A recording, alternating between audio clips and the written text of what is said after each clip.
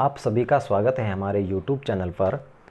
चलिए शुरू करते हैं कक्षा 10 विज्ञान विषय का पहला अध्याय रासायनिक अभिक्रिया एवं समीकरण भाग 3। आज इस तीसरे भाग में अपन अभ्यास प्रश्नों को हल करेंगे। तो ये अभ्यास प्रश्न, इसमें विभिन्न प्रकार की रासायनिक अभिक्रियाओं को अपन पढ़ेंगे और उनको समझेंगे। तो इससे पहले हम विभिन्न धातुओं द्वारा जब धात्विक यौगिक बनते हैं तो उसमें धातु की जो उसमें आवेशीय अवस्था होती है उसके ऊपर कितना आवेश होता है, किन किन धातुओं पर कितना आवेश होता है, और विभिन्न ऋणायनों के ऊपर कौन कौन से आवेशों के ऊपर कितना ऋणायन होता है या कितना ऋणावेशित आयन होता है, पहले अपन उसकी चर्चा करें।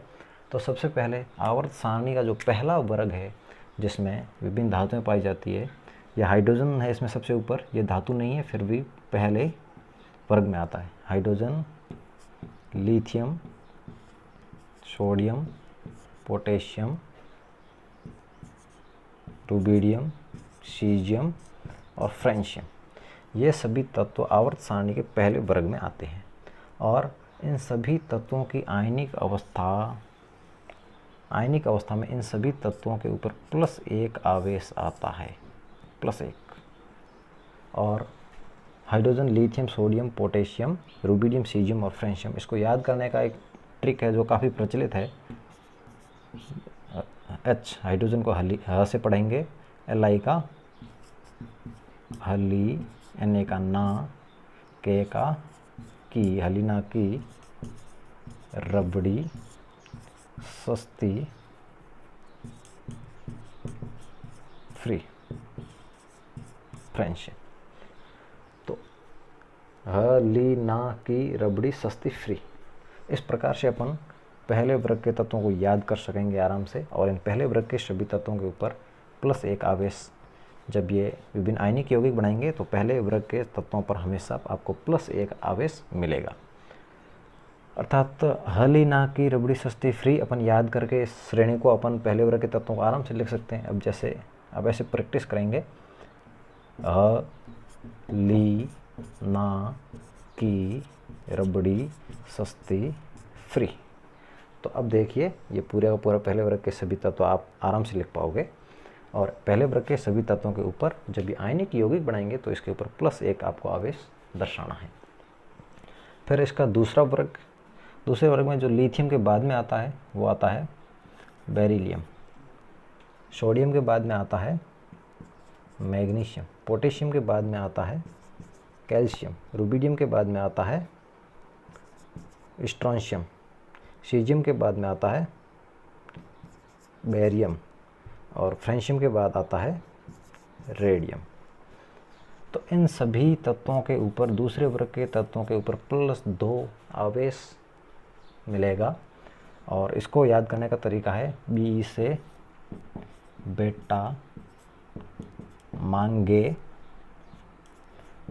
CA का कार, SR स्कूटर, BA बाप, RA राजी। बेटा मांगे कार स्कूटर बाप राजी। अब यदि आपको ये याद है बेटा मांगे कार स्कूटर बाप राजी, तो अपन इसको आराम से BE से बेटा, MG से मांगे, कार, स्कूटर, बाप राजी।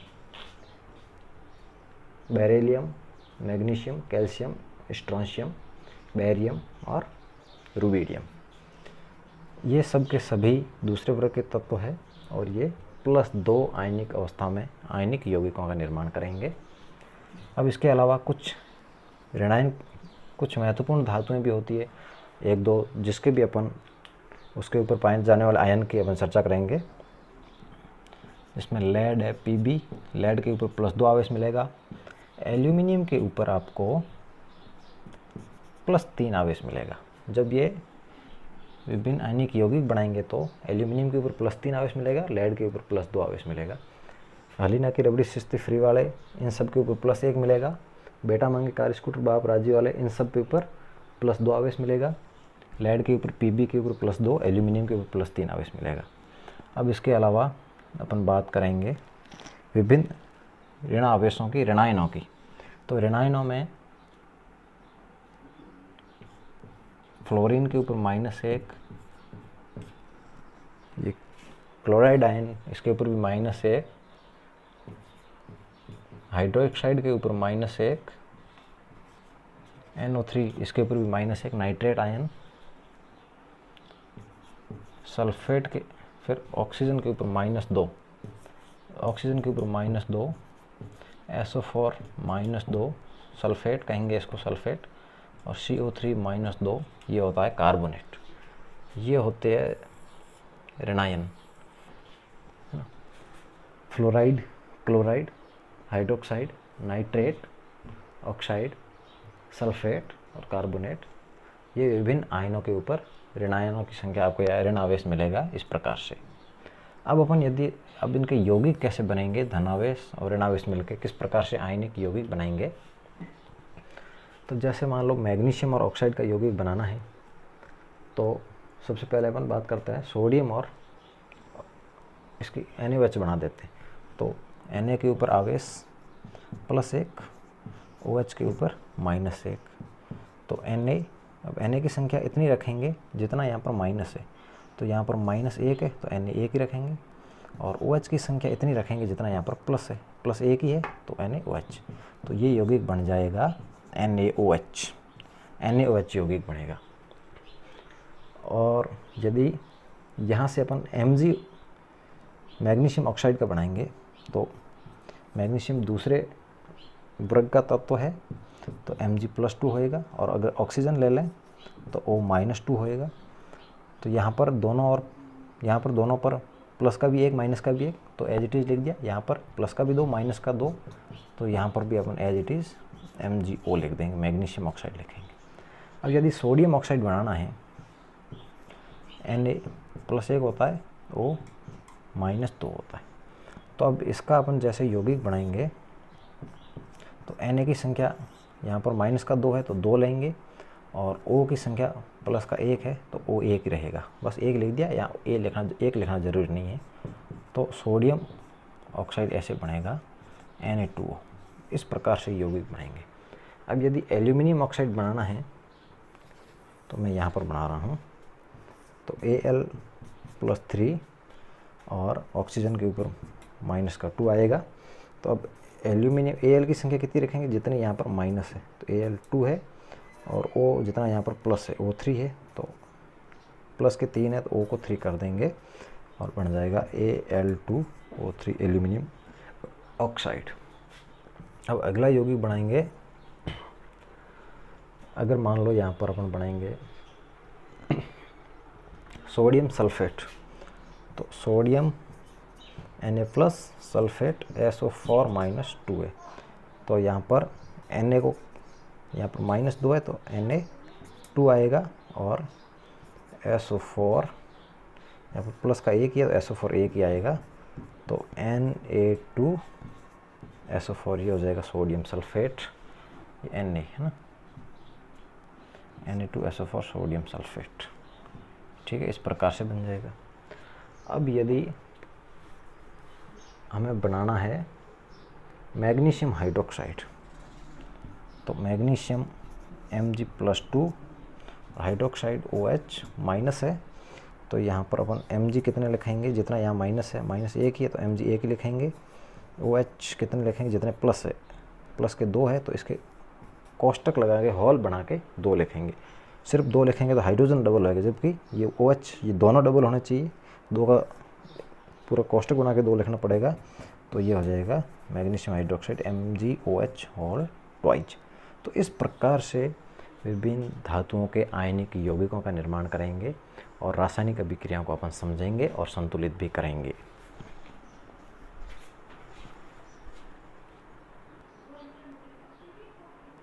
आपको एक अभिक्रिया दे रखी है और उसमें कुछ आपको कथन दे रखे हैं, इसमें आपको असत्य कथन की पहचान करनी है। तो यदि अपन इस अभिक्रिया को समझ लेंगे तो उसमें सत्य कथन कौन से और असत्य कौन से अपने आप पहचान होगी। यदि इस अभिक्रिया को देखें तो इसमें कथन सभी ऑक्सीकरण और या उपचयन और अपचयन, ऑक्सीकरण या अपचयन या उपचयन या अपचयन से संबंधित है। तो इस अभिक्रिया को देखें तो यहाँ पर PbO लेड ऑक्साइड है, और यहाँ से उत्पाद में देखें तो यहाँ पर लेड है। तो अर्थात यहाँ पर लेड ऑक्साइड ऑक्सीजन साथ में है और यहाँ पर ऑक्सीजन यहाँ से हट रही है। जब किसी अभिक्रिया में क्रियाकारक में से ऑक्सीजन हटती है या ऑक्सीजन की कमी होती है तो वहाँ पर अपचयन होता है। तो यहाँ पर अपचयन हो रहा है, तो अपन कह देंगे PbO का अपचयन हो रहा है या लेड ऑक्साइड का अपचयन हो रहा है। जबकि यहाँ पर कार्बन को देखें, यहाँ पर क्रियाकारक में कार्बन है और यहाँ पर C है, यहाँ पर CO2 है, अर्थात यहाँ पर इसके साथ में ऑक्सीजन जुड़ रही है। तो यहाँ पर कार्बन के साथ ऑक्सीजन जुड़ रही है तो कार्बन का हो रहा है ऑक्सीकरण, कार्बन का ऑक्सीकरण हो रहा है। तो ये दो कथन सत्य है कि कार्बन का तो ऑक्सीकरण होकर CO2 बन रहा है, कार्बन डाइऑक्साइड बन रही है, और PbO या लेड ऑक्साइड का अपचयन हो रहा है। अब इसमें आपको ऑक्सीकरण या उपचयन लिखा हुआ मिलेगा, उपचयन या तो उपचयन लिखा हुआ मिलेगा या ऑक्सीकरण मिलेगा। तो ये दो कथन सत्य है कि लेड ऑक्साइड का अपचयन हो रहा है और कार्बन का उपचयन या ऑक्सीकरण हो रहा है। तो कथनों को आप देख के पहचान लोगे, इसके अलावा जो भी कथन है वो सब के सब असत्य है। दूसरा क्वेश्चन है,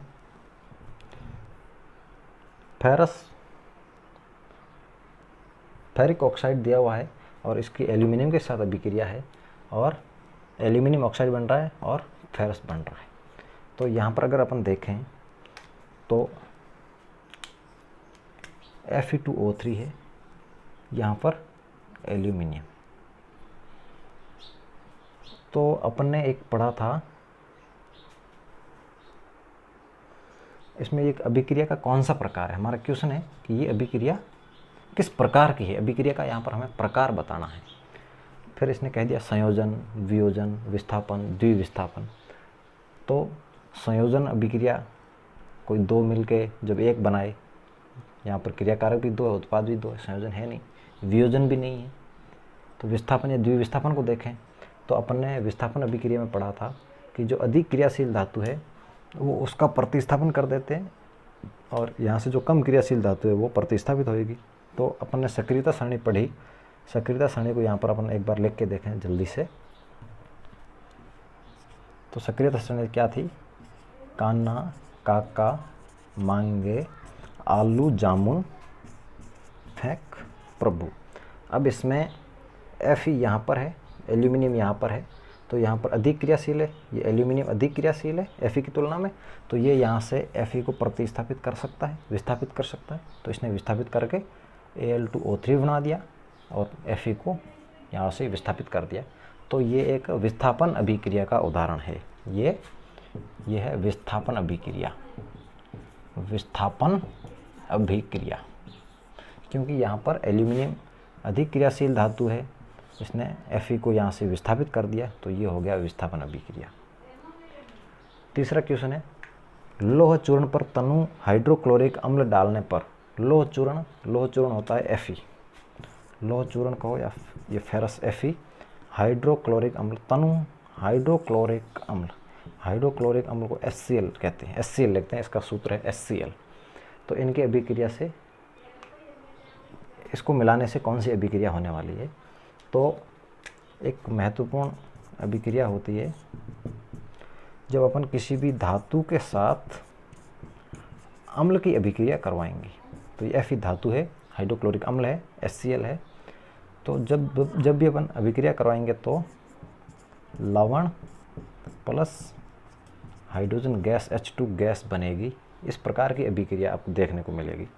तो यहाँ पर धातु हो गया Fe प्लस अम्ल हो गया HCl, अभिक्रिया करवाएंगे तो लवण बन जाएगा यहाँ से Fe +2 दर्शा रहा है यहाँ पर, तो Cl के ऊपर -1 होता है, FeCl2 प्लस H2 गैस। यदि अभिक्रिया संतुलित नहीं है, इसको संतुलित कर देंगे, यहाँ पर Cl2 आ रहा है, यहाँ पर 1 ये Cl, तो इसको 2 से गुणा कर देंगे। अब अभिक्रिया संतुलित भी लग रही है ना, FeCl2 H2H भी 2 है, यहाँ पर 2 हो गया। तो लोह चूर्ण की तनु हाइड्रोक्लोरिक अम्ल डालने पर होने वाली अभिक्रिया इस प्रकार से होगी। कोई भी धातु, अब लोह चूर्ण जरूरी नहीं, यहाँ पर कोई दूसरा धातु का चूर्ण भी है तो भी अपन कोई भी दूसरा अम्ल भी डालेंगे तो भी लवण और जल बनेगा, लवण और हाइड्रोजन गैस बनेगी।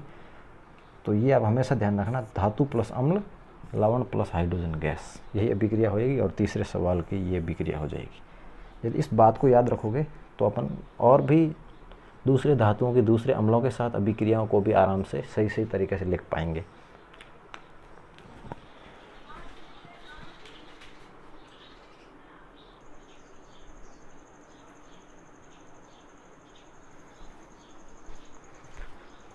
तो यहाँ पर चौथा सवाल है, संतुलित रासायनिक समीकरण क्या है और रासायनिक समीकरण को संतुलित करना क्यों आवश्यक है। ये एक थ्योरेटिकल सवाल है चौथा।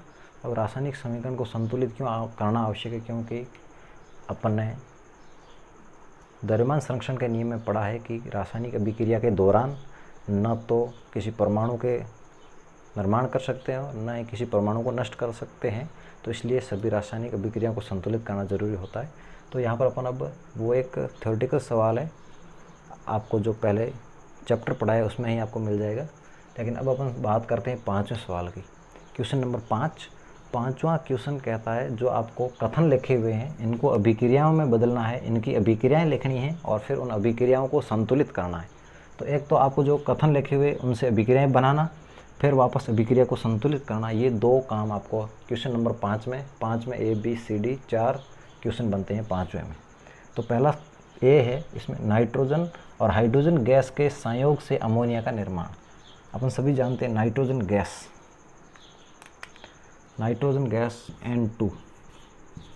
N2 और हाइड्रोजन गैस H2, इनका संयोग हो गया इनके संयोग से अमोनिया का निर्माण।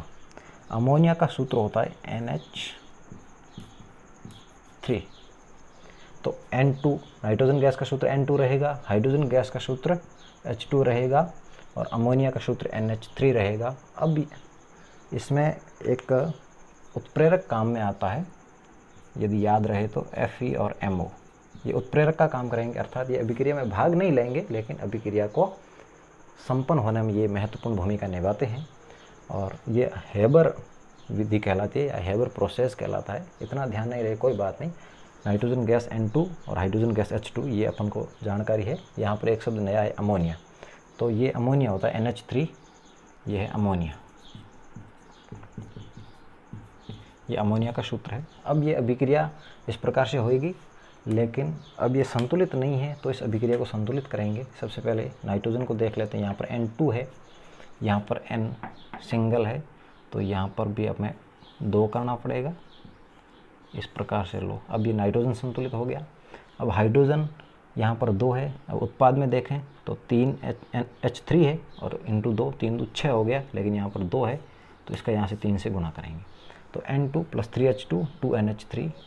इस प्रकार से अब ये एक अमोनिया का निर्माण की हेबर विधि है, या नाइट्रोजन गैस और हाइड्रोजन गैस के संयोग से अमोनिया का निर्माण हो रहा है और ये अब संतुलित रासायनिक अभिक्रिया हो गई। अब बी है, बी में हाइड्रोजन सल्फाइड गैस का वायु में दहन से, देखिए यहाँ पर वायु में दहन किसका, hydrogen sulphide gas, hydrogen sulphide H2S gas है, इसका वायु में दहन अपने दहन की अभिक्रियाएं पड़ी, उस सब में क्या किया, ऑक्सीजन गैस को जोड़ा O2। तो यहाँ पर H2S के साथ हाइड्रोजन सल्फाइड गैस के साथ O2 गैस जोड़नी। वायु में दहन का मतलब ये होता है साथ में ऑक्सीजन जोड़ दो, बस इतना ही काम करना है। और उत्पाद क्या बनाएंगे, जल और सल्फर डाइऑक्साइड उत्पाद बनाने हैं। हमें पता है जल H2O होता है और सल्फाइड सल्फर डाइऑक्साइड SO2 होती है। तो ये अभिक्रिया है। अब इस अभिक्रिया को संतुलित कर देंगे, यदि ये संतुलित नहीं है तो यहाँ पर देखिए H2S O2 H2O SO2 है क्रियाकारक उत्पाद। तो यहाँ पर एक ही प्रकार के परमाणुओं से O2 बना हुआ है। तो अपन ऑक्सीजन को सबसे लास्ट में संतुलित करेंगे। सबसे पहले देख लेते हैं हाइड्रोजन को, क्रियाकारक में 2 है हाइड्रोजन, यहाँ पर है नहीं, 2 ही है। उत्पाद में यहाँ पर 2, यहाँ पर है नहीं, तो हाइड्रोजन 2 ही, हाइड्रोजन संतुलित है। अब सल्फर को देखेंगे, 1 है क्रियाकारक में, उत्पाद में यहाँ नहीं है, यहाँ पर 1 है, सल्फर भी संतुलित है। अब बात आ गई ऑक्सीजन की, यहाँ पर ऑक्सीजन है 2, उत्पाद में यहाँ पर 1 प्लस यहाँ पर 2, तो यहाँ पर ऑक्सीजन हो रहे हैं 3, उत्पाद में ऑक्सीजन 3 है, क्रियाकारक में ऑक्सीजन है 2 और ये भी O2 के रूप में है। अब इसको यहाँ 3 कर नहीं सकते, इसके आगे करना है। आगे यदि 3 लिखेंगे सीधा, आगे 1 लिखेंगे तो 1 गुना 2 2 ही रहेगा, आगे 2 लिखेंगे 2 2 4 हो जाएंगे, लेकिन हमें कितना चाहिए 3। तो 2 को किससे गुणा करें 3 हो जाए, तो यहाँ पर 1.5 को यदि 2 से गुणा करते हैं तो 1.5 डेढ़ गुना डेढ़ 3 होता है। तो अब यहाँ पर ऑक्सीजन 3 हो गई, उत्पाद में भी 3 है। लेकिन अब देखिए ये आधा डेढ़ ये इस प्रकार से पॉइंटों में अभिक्रिया में शोभा नहीं दे रहा है ना, तो इसको यदि अपन पूर्ण संख्या के रूप में लिखेंगे तो पूरी अभिक्रिया को अब अपन 2 से मल्टीप्लाई कर देंगे, तो ये एक पूर्ण संख्या में बदल जाएगी। जब पूरे अभिक्रिया को 2 से मल्टीप्लाई करेंगे तो 2H2S प्लस इसका 2 से गुणा हो गया तो डेढ़ गुणा 2 3 O2, इसका भी 2 से गुणा 2H2O प्लस 2SO2। अब ये एक संतुलित रासायनिक समीकरण है। इस प्रकार से फिर इसका भाग C, एल्यूमिनियम सल्फेट व बेरियम क्लोराइड अभिक्रिया से एल्यूमिनियम क्लोराइड व बेरियम सल्फेट का निर्माण करते हैं। अब जो क्रिया कौन कर रहे हैं उसको पहले लिख दो, एल्यूमिनियम सल्फेट। अब देखिए एल्यूमिनियम हमें पता है Al+3 होता है, सल्फेट के ऊपर SO4 -2 होता है। अब एल्यूमिनियम सल्फेट का यौगिक बनाएंगे तो Al कितने लिखेंगे, यहाँ पर जितने माइनस है उतने -2 है, और SO4 कितने लिखेंगे जितने यहाँ पर प्लस है, S+3 है, तो ये तो Al2SO4 होल थ्राइज, ये एल्यूमिनियम सल्फेट होएगा। तो इस प्रकार से Al2SO4 होल थ्राइज ये हो गया एल्यूमिनियम सल्फेट, और barium chloride plus barium chloride BaCl2, इसकी अभिक्रिया कराएंगे, उत्पाद बनेगा एल्यूमिनियम क्लोराइड। तो एल्यूमिनियम, वापस एल्यूमिनियम का क्लोराइड बनाना है तो Al+3 होता है, Cl के ऊपर माइनस होता है, तो यहाँ पर -1 है तो Al एक ही रहेगा, Cl+3 है तो Cl3, AlCl3 बनेगा। तो ये AlCl3 plus barium sulphate BaSO4, barium के ऊपर +2 होता है, SO4 के ऊपर -2, इक्वल हो गया BaSO4। अब यदि ये भी अभिक्रिया संतुलित नहीं है, इसे भी संतुलित कर देंगे। Al2 है तो यहाँ तो 2 करना पड़ेगा, और यहाँ पर देखिए BaCl2, अब Cl यहाँ पर अब देखो कितने हो गए, Cl 3 का 2 से गुना 6 हो गया, और यहाँ पर Cl है 2, तो यहाँ पर हमें करना पड़ेगा 3, है ना। अब क्लोरीन देखिए यहाँ पर 3 दूनी 6, 3 दूनी 6 हो गए क्लोरीन। अब बेरियम 3 है, यहाँ पर बेरियम 1 ही है, तो इसके आगे भी हमें करना पड़ेगा 3। अब देखिए SO4 3 है, अब ये अभिक्रिया हो गई संतुलित। इस प्रकार से अभिक्रिया को हमें संतुलित करना है। अब इसमें D पार्ट है, पोटेशियम धातु जल के साथ अभिक्रिया कर पोटेशियम हाइड्रोक्साइड व हाइड्रोजन गैस बनाती है। तो इस अभिक्रिया को लिखेंगे, क्रियाकारक में पोटेशियम धातु, पोटेशियम को अपन लिखते हैं K से, पोटेशियम धातु जल के साथ अभिक्रिया करेगी, H2O, पोटेशियम हाइड्रोक्साइड और हाइड्रोजन गैस बनाती है। Potassium hydroxide K, potassium K+ होता है और हाइड्रोक्साइड के ऊपर माइनस होता है, तो इसका KOH पोटेशियम हाइड्रोक्साइड बन जाएगा। तो यहाँ पर KOH और हाइड्रोजन गैस H2 गैस। अब यदि अभिक्रिया संतुलित नहीं है, संतुलित कर दो, संतुलित हो छोड़ दो। यहाँ पर K एक ही है, यहाँ पर हाइड्रोजन को सबसे लास्ट में संतुलित कर देंगे। ऑक्सीजन 1 है, यहाँ पर भी 1 है, हाइड्रोजन यहाँ पर 2 है, यहाँ पर देखिए हाइड्रोजन, यहाँ पर हाइड्रोजन 2 है, यहाँ पर 1 यहाँ पर है और 2 यहाँ पर है, हाइड्रोजन हो गए इसमें 3, और यहाँ पर है 2। तो यहाँ पर भी हाइड्रोजन होने चाहिए, इधर भी 2 होने चाहिए, 1 है और यहाँ 1 होना चाहिए। तो यहाँ पर 2 को किससे गुणा करें, 1 हो जाए, 1/2 से। अब 1/2 का हो गया 1, 1/2 गुणा 2 1 हो गया, और 1 1 1 2। अब यहाँ पर वही वापस बट्टा में आ रहा है। यदि इस बट्टा को हटाना है तो इसका भी पूरे अभिक्रिया को 2 से गुणा करेंगे। तो यहाँ भी 2, यहाँ भी 2, यहाँ भी 2, इसका भी 2 से गुणा कर दो। 1/2 गुणा 2 1, ऐसे 1/2 था, इसका 2 से गुणा करो, 2 से 2 कट गया 1, ये H2 1।